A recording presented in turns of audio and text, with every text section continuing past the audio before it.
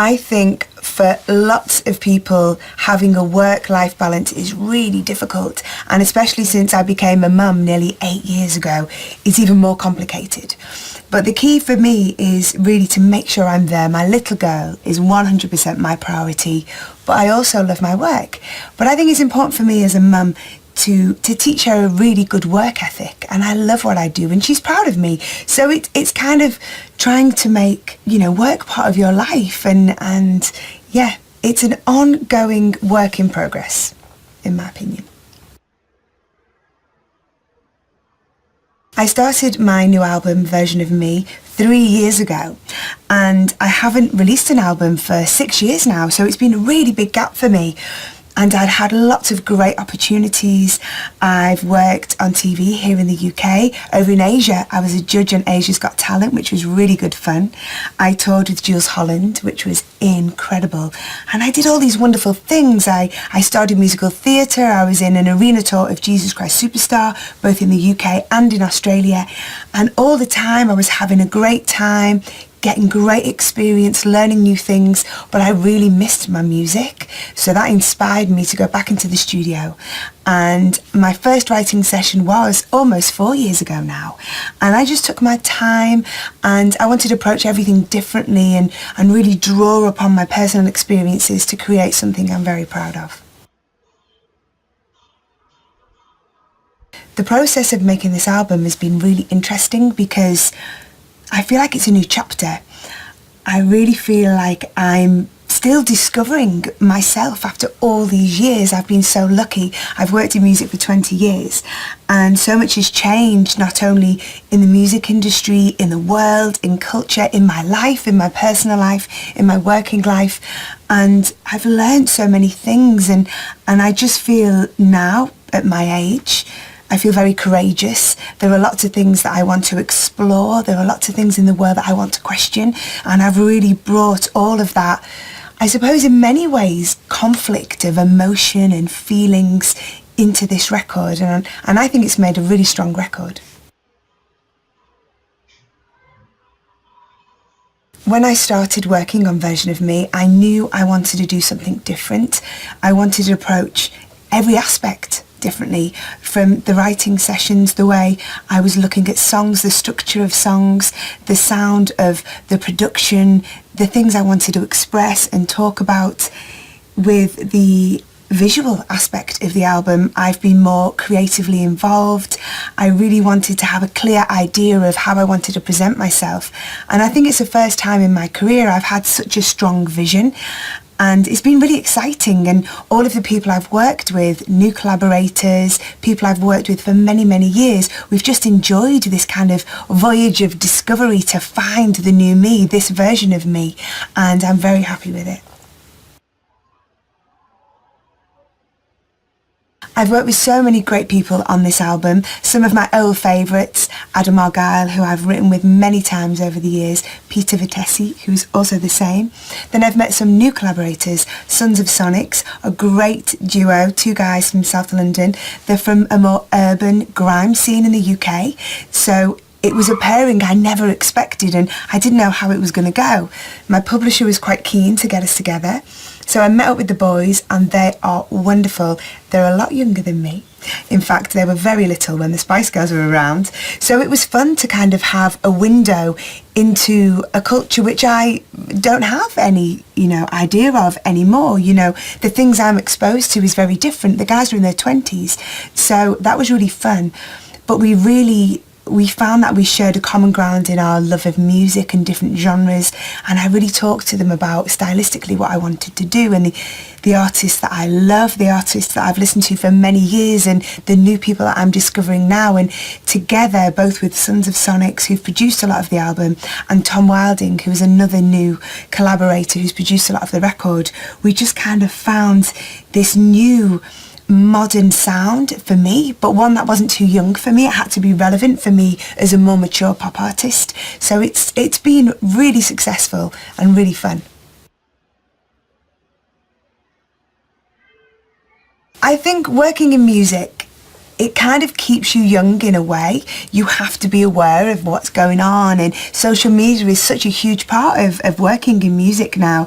But I have to say, working with younger guys who are, maybe like almost 20 years younger than me, it really opened my eyes to a lot of youth culture, and I discovered, not only new artists, but comedians and so many different things, and I think it is important, to kind of have an understanding of that.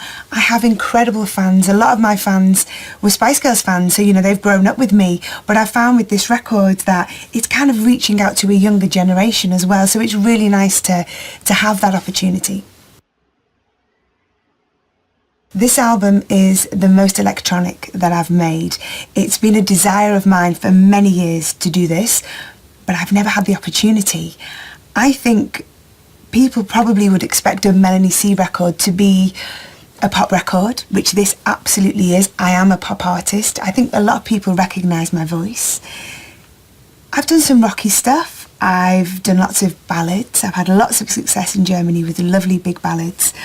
But this album, I'd say it does have a more current sound. I've experimented more with, being more electronic, whether it be drums and sounds, synth sounds and loops and things. And to me, it's made it more exciting again. And then I think the way that I express myself lyrically and melodically, and the sound and the tone of my voice kind of brings it together to still be a Mel C record, but a new Mel C.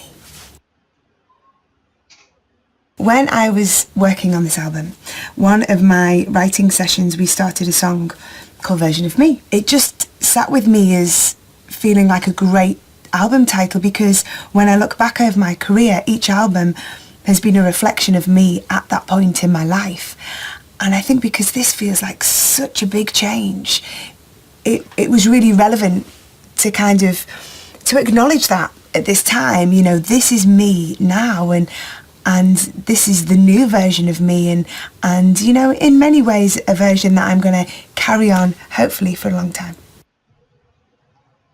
Dear Life is about questioning life. It's kind of, I think we all do this, don't we? Sometimes life seems easy, things are going well, you're happy, you're having fun, and then the following day you can just be on the floor, you're just exhausted, you're feeling down, it's like things are going terribly, and it's just like, wow.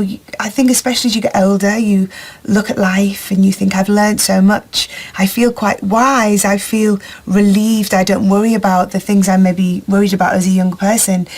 And then a huge obstacle's thrown in your way and you think, oh no, I thought everything had got simple. So it's really just going, wow, it never gets easy, but it always stays interesting. So it's just like, what life, what have I got coming? What's out there for me?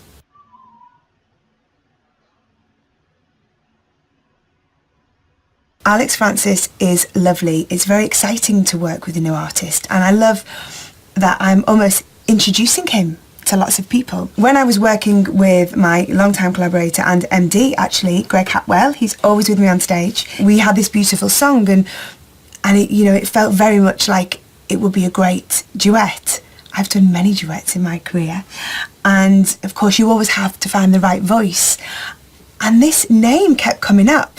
People kept mentioning to me someone had seen him performing here and seen him performing there, and I was really curious, so I found a SoundCloud link and I was listening to him, and it was like, perfect.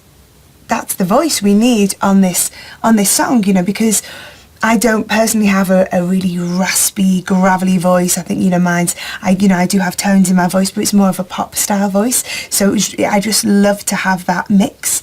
And we got in touch with Alex, and he loved the song and was totally up for it. So it's been great. He's really sweet, and I think he's going to do great things. So it's really nice to work with somebody new and fresh.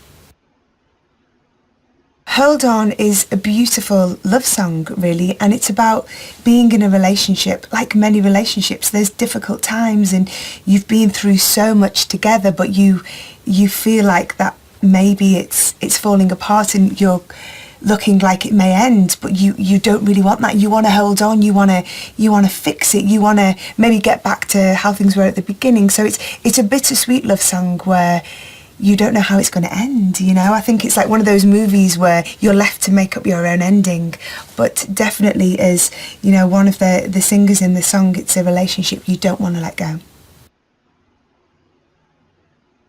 I loved being a Spice Girl, but I've been a solo artist now for a long time, and I think it maybe suits me better. I like to be in control of what I'm doing, and being part of a band, especially a band like the Spice Girls, is so much fun. And when I was younger it was perfect, but you have to compromise and you have to be careful, and you can't be too outspoken because you're kind of speaking on behalf of the whole band, you know. So I've really enjoyed the freedom of being a solo artist and being able to express myself, and the best thing is you get to sing the whole song yourself. That's my favourite thing about not being in a band. Like all friendships, you know, Spice Girls, we're all mums now, we're all super busy. Melanie lives in America, she's often in Australia, so our lives are all over the place, and sometimes it's great, we get to see each other like in a matter of weeks. We'll see each other a few times and then we don't see each other for months, and you know, it's like all friends. I think, you know, it just depends what's going on in each other's lives, but we'll always have such a bond. We experience something together which is so unique that will never change. Being in a band like the Spice Girls, we had so much success and we travelled the world and we met so many exciting people, and I feel, you know, very lucky that that's been part of my history, and that's enabled me to go on and continue and work as a solo artist. So I am so proud to be a Spice Girl, and I really embrace that part of my life, and I will always be a Spice Girl. I have lots of inspiration in my life. Growing up, my mum was a huge inspiration for me. She's also a singer, which, you know, is very cool, and you know, she's a great mum and she worked really hard, and I learned a lot from her. Since becoming a mum myself, I have to say my little girl is, you know, she's my drive, really. I want to make her proud. I want to be a good mum. I want to be a good person. I want to be a good role model. So I definitely look at her. If I need a bit of inspiration, I just look at my little girl. I think everybody's vulnerable. The one thing that makes me sad about us as people, as human beings, as the world especially, 2016 was such a weird year and so many crazy things happened, and I just wish that we had more empathy with each other, because, you know, we all want and need the same things. We're all insecure at times, we're all vulnerable at times, we're all angry at times, you know, and I think we just have to acknowledge that, you know, we should help each other out a bit more. I've got big plans to tour in 2017.